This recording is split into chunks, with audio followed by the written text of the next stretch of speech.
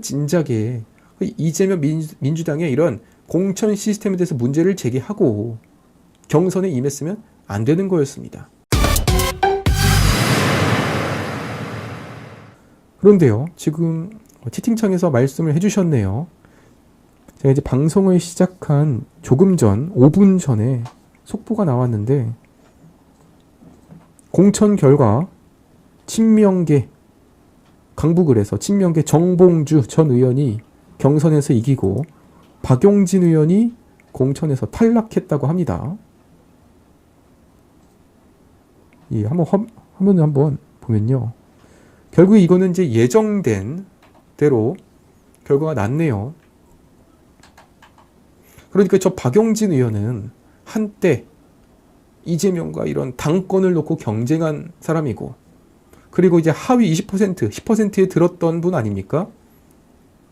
그래서 감점을 먹고선 끝내 이제 경선을 도전했는데, 결국에는 친명계에 의해 경선에서 또 한 번 낙천을 하면서 이제는 뭐 임종석 컷오프에 이수진 컷오프, 그리고 심지어 이제 비명계의 박용진, 홍영표 의원, 비명계의 대표 주자를 할 수 있는 박용진의 낙천까지 이제는 참 너무나 예상대로 가느라 이걸 뭐 굳이 정치 평론이 필요가 없을 정도의 이런 결과가 났습니다. 박용진 의원 입장에서는요, 과연 이번 경선 결과를 보면서 공정한 경선이라고 생각을 할까요? 전 저 박용진 의원에 대해서 참으로 좀 쓴소리를 해주고 싶습니다. 특히 윤영찬 의원이랑 박용진, 이 두 분은, 아니 이낙연 대표가 이제 당을 나가면서 그때 이제 비명계 의원들이 같이 나갔잖아요. 그때 원래 들어있었던 명단 중에 4명이서 나가기로 했고, 그중에 윤영찬 의원도 있었는데, 본인은 현근택 민주연구원 부원장이 어떤 이제 성추문으로 인해서 잘리니까 본인이 공천을 받을 줄 알고 안 나가고 배신을 했었죠.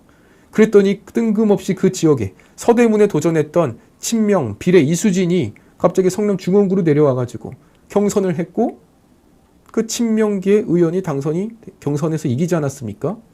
마찬가지로 비명계 박용진 의원, 그렇게 하위 명단에 들었으면 진작에 이재명 민주당의 이런 공천 시스템에 대해서 문제를 제기하고 경선에 임했으면 안 되는 거였습니다. 그런데 아마 이 박용진 의원 입장에서는 설마 하면서 끝까지 버텼을 것 같아요. 설마 나를 그래도 구색 맞추기로 공천을 주겠지. 그러니까 뭐 지금 민주당에서 항상 하는 말 있잖아요. 우리는 뭐 시민사회의 다양한 분야들의 뭐 인사들을 모셨습니다. 균형을 맞췄고, 뭐 비문, 친명, 친낙 상관없이 뭐 공정한 경선을 했다, 공천을 했다라고 하지만, 결과적으로 이번 민주당의 공천 하나로 평가하면 친명계는 다 살아남고, 친문, 비명계는 말 그대로 비명만 나오는 이런 결과가 났네요. 결국 하위 10%의 박용진 의원 떨어졌고, 또 반대로 친명계인 대장동 변호사, 김동아 변호사는 강북을에서 경선을 통과했습니다.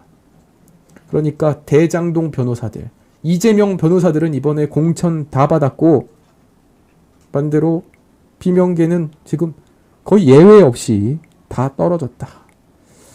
예, 그러면은 결국 또 이 정봉주라는 분이 다시 이제 지금 국회의원 선거에 도전을 한 상황인데요. 참으로 이번 총선, 제가 아무리 중요하다 말씀을 드리지 않아도 이제는 우리가 지금 목소리를 확실히 낼 때가 된 것 같습니다. 그러면 이제 박용진 의원의 이제 좀 선택, 행동에 대해서 한번 말씀을 드려보면 어떻게 해야 되냐. 즉 임종석처럼 뭐 인정한다, 그래도 일단 총선이 이겨야 되니까 내가 지금 목소리를 내지 않겠다, 뭐 이렇게 할 수도 있겠고요. 아니면은 지금에서라도 본인이 여태까지 어떤 수모를 당했는지 확실하게 말해주고 그리고 당을 나와가지고 그 후위를 도모하는 이런 방안들이 있겠죠. 참 결국 지금 이제 공천 떨어진 사람들을 보니까 박용진 의원을 비롯해서 김의겸 의원도 경선에서 패배를 했고 임종석도 컷오프를 당했고 유종찬 의원도 컷오프 당했고 그리고 양이원영도 지금 안 됐고 참 그동안 이제 민주당에서 이재명을 그렇게 열심히 옹호하고 민주당을 그렇게 목소리를 내던 분들이 다 경선에서 패배를 했습니다. 그 이유는 과연 무엇일까? 제가 충분히 설명을 드린 것 같습니다.